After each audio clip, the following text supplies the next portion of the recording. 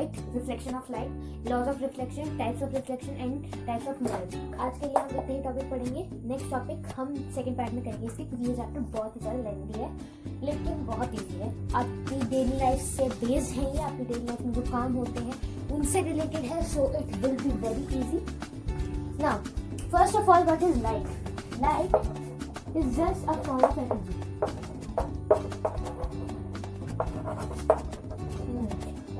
Light is only a form of energy, okay? ठीक है, light एक form of energy. Reflection of light, reflection होता है, एक फिनोमिना है। Reflection is a type of phenomena, एक टाइप का फिनोमिना है जिसमें जो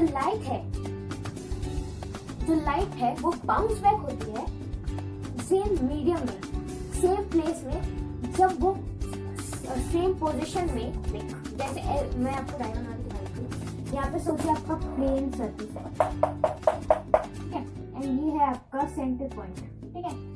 यहाँ पे आपका रिफ्लेक्शन आ रहा है, तो ये बाउंस बैक ऐसे होगा, ना यहाँ जाएगा ना यहाँ जाएगा ना यहाँ जाएगा, ये सिर्फ ऐसे जाएगा, ठीक है। तो इसके बीच के एंगल को हम नेम देते हैं, ठीक है। ये बीच का जो एंगल है इसको बोलते हैं नॉर्मल रे, नॉर्मल रे, ठीक है। ये जो मीटिंग पॉइंट है इसको नॉर्मल एंगल बोलते हैं। ये वाला है, ये इसको बोलते हैं एंगल ऑफ इंसिडेंस, इसको बोलते हैं एंगल ऑफ रिफ्लेक्शन, ठीक है। ये वाला डायग्राम आप नोट कर सकते हैं, इंपॉर्टेंट है, ठीक है। तो नॉर्मल रे और रिफ्लेक्टेड रे क्लियर हुआ आपको, ठीक है। यहाँ पे एंगल ऑफ इंसिडेंट और एंगल ऑफ रिफ्लेक्शन दिखा रहे हैं हमको। ये है इंसिडेंट रे और ये है रिफ्लेक्टेड रे। अब इंसिडेंट और रिफ्लेक्टेड रे को हम अगर हमें एंगल मिल रहा है तो हम बोलेंगे angle of incidence, angle of incidence और एंगल ऑफ रिफ्लेक्शन, ठीक है। इतना क्लियर है ना? लॉ ऑफ रिफ्लेक्शन, लॉ क्या है हमारा? लॉ क्या कहता है कि एंगल ऑफ इंसिडेंट हमेशा इक्वल होता है एंगल ऑफ रिफ्लेक्शन से। Angle of incident is equal to angle of reflection, they both are always equal, but when this only works when we have a plane surface। अगर हमारे पास एक rough surface है, ऐसे type का surface मान लेते हैं, तो ये यहाँ पे लाइट स्ट्राइक करेगी, लेकिन ये कहीं भी जा सकती है, ऐसे जाएगी, ऐसे जा सकती है, ऐसे जा सकती है, ठीक है। तो यहाँ पे कोई परफेक्ट इंसिडेंट या रिफ्लेक्टेड या इंसिडेंट कहने लायक कुछ है नहीं, ठीक है। तो इसलिए यहाँ पे जब हम कुछ नहीं बता सकते कि हाँ ये कहाँ जाएगी, तो ये इक्वल नहीं हुए। तो first law always only works when you have a plane surface over there, okay. Now the incident ray and the incident ray, the reflected ray and the normal ray lie in the same plane. This also works when you have a plane surface.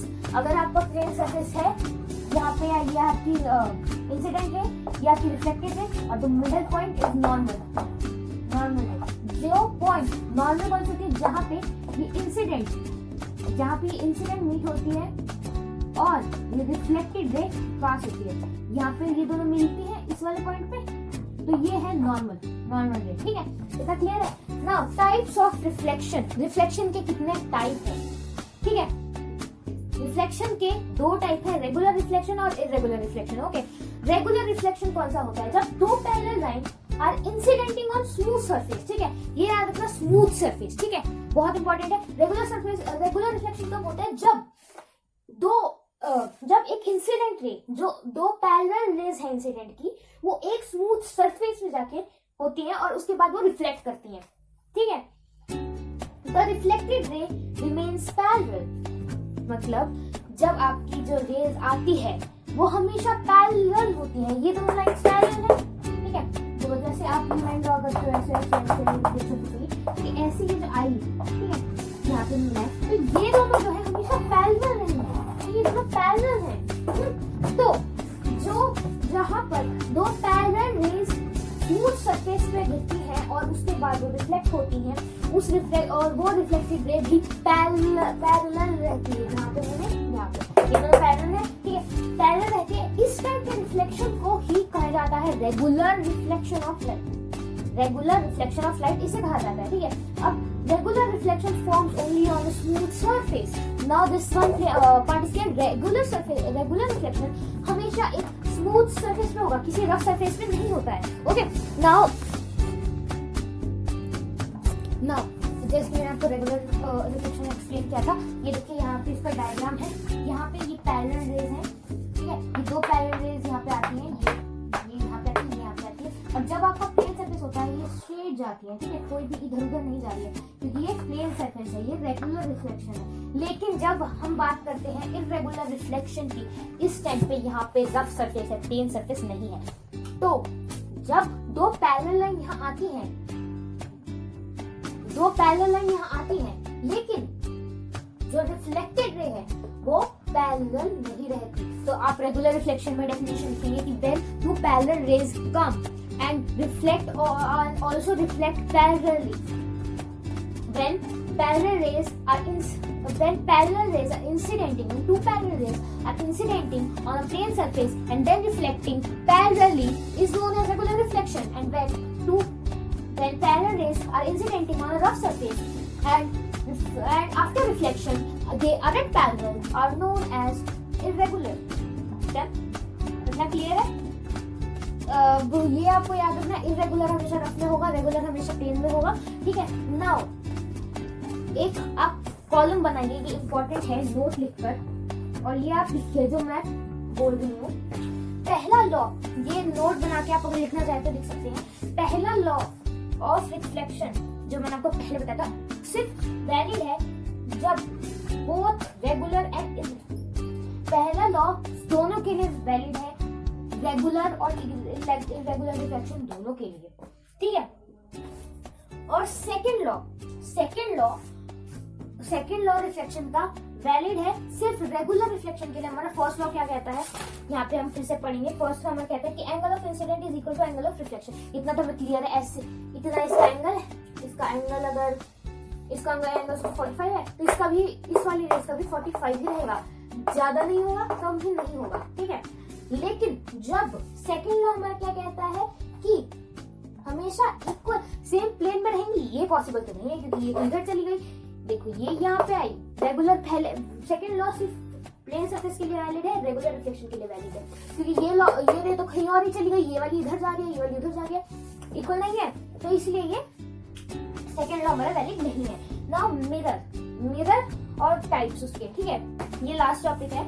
Mirror एक position है of glass जिसकी back side polished होती है, कह सकते हैं। आपके window, आपके स्कूल के विंडो आप देखोगे वो भी एक मिरर बन सकते हैं अगर उसकी बैक साइड को पॉलिश कर दिया जाए, ठीक है। अगर आपकी जो स्कूल की विंडो है उसके बैक साइड को देखो, यहाँ से आप देखते हो, ठीक है, ये वाला पार्ट आप देखते हो, लेकिन अगर इसके अंदर वाला पार्ट पॉलिश कर दिया जाए तो ये एक मिरर बन जाएगा, एक मिरर बन सकता है ये, ठीक है। ये आप पॉलिश अगर कर दो, ये मिरर बन जाएगा आपके स्कूल का विंडो, ठीक है। अब मिरर एक ऐसी पोजीशन है ग्लास की जिसकी बैक साइड पॉलिश होती है, इसलिए वो हमें रिफ्लेक्शन दिखा पाती है अपना, ठीक है। अब मिरर के कितने टाइप होते हैं? दो ही टाइप होते हैं। मिरर के दो टाइप होते हैं, प्लेन और स्फेरिकल। स्फेरिकल के दो टाइप होते हैं, कनकेव और कन्वेक्स, जो आपने 6 और 7 दोनों में पढ़े हैं, आई गारंटी इट। नाउ अगर हम देखें इसके टाइप्स, तो प्लेन मिरर और कनकेव कन्वेक्स में दोनों बता दूंगी, ठीक है, कैसे ड्रॉ करते हैं। नाउ मिरर, जो मिरर है हमारा, दो टाइप के होते हैं, जिसमें मैंने आपको बताया प्लेन और स्फेरिकल। प्लेन मिरर की कैटेगरी में आता है ये मिरर, ठीक है। ये जो पार्ट है ये वाला है स्मूथ सरफेस, यहाँ पे आपका रिफ्लेक्शन पड़ता है और आपको दिखता है, तो ये बैक साइड है, इसकी पॉलिश है हमारी, ठीक है। नाउ इन दिस वन, अब इस प्लेन मिरर की कैरेक्टरिस्टिक्स क्या है? पहला, इमेज हमेशा वर्चुअल और इरेक्ट होती है, इसकी इमेजेस हमेशा वर्चुअल और इरेक्ट होती हैं। कई लोगों ने पढ़ा होगा वर्चुअल का मतलब और इरेक्ट का मतलब क्या होता है, कोई बात नहीं। वर्चुअल का मतलब होता है काफी करीब, काफी जो पास हो, ठीक है, और इरेक्ट का मतलब होता है, erect is equal to like something which is very close, और you can say something which is right side up, मतलब जो आपको लगे कि हाँ भाई सामने है मिरर में, ठीक है। अब साइज, इमेज का साइज क्या है, कैसा होता है, बराबर। अगर आप अपनी बॉडी को देखोगे, आपका हाइट, आपके हैंड्स, आपके आईज वगैरह सब सेम होते हैं, सिमिलर होते हैं, कुछ चेंजेस नहीं आती इसमें। Distance of the image from the distance of the image from the actual object is equal to the distance. Wait.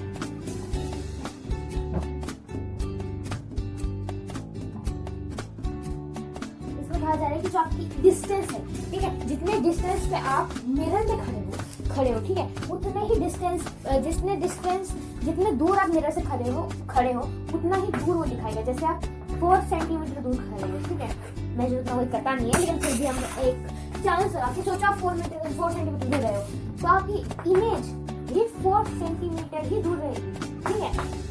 ऐसा नहीं है कि हाँ मतलब तो पास हो जाएगी, दूर रहेगी, एकदम सेम डिस्टेंस रहेगा, ठीक है। नाउ जो इमेज फॉर्म होती है वो लेटरली इन्वर्टेड होती है। लेटरली इन्वर्टेड का मतलब जैसे कि आप विंडो में जाते हो, सॉरी मिरर में जाते हो, आप कभी कभार देखोगे आप अपना लेफ्ट हैंड उठाते हो, लेकिन जैसे एक इंसान है यहाँ पे, ठीक है, ये इंसान है, ऐसे है ये इंसान, ठीक है, इस इंसान ने अपना ये वाला हाथ उठाया, लेकिन जो मिरर है, मिरर कौन सा हाथ दिखाएगा? मिरर दिखाएगा कि उस इंसान ने ये वाला हाथ उठाया है, ये वाला। वो इंसान ये वाला पैर उठाएगा, वो दिखाएगा ये वाला। लेकिन इसमें क्या होता है, ये ऐसे अपसाइड डाउन नहीं होती, ठीक है, ये ऐसे अपसाइड डाउन नहीं होती, ये इमेज तो ऐसी रहेगी, लेकिन इसकी जो पोजीशन है वो लेटरली इन्वर्ट हो जाएगी, मतलब उल्टी हो जाएंगी, ऐसे जैसे ये ऐसे थी इमेज ऐसी थी, इसको ये इमेज ऐसी थी, इसको ऐसे कर दिया, ठीक है, समझ रहे हो ना, मतलब क्लॉकवाइज एंटी क्लॉकवाइज ऐसे, ठीक है। नाउ मल्टीपल रिफ्लेक्शंस हमारा नेक्स्ट टॉपिक होगा, तो तब तक के लिए ये टॉपिक्स आप सारे रिवाइज कर लीजिए, उसके बाद मैं आपको नेक्स्ट टॉपिक बताऊंगी। Thank you and have a nice day.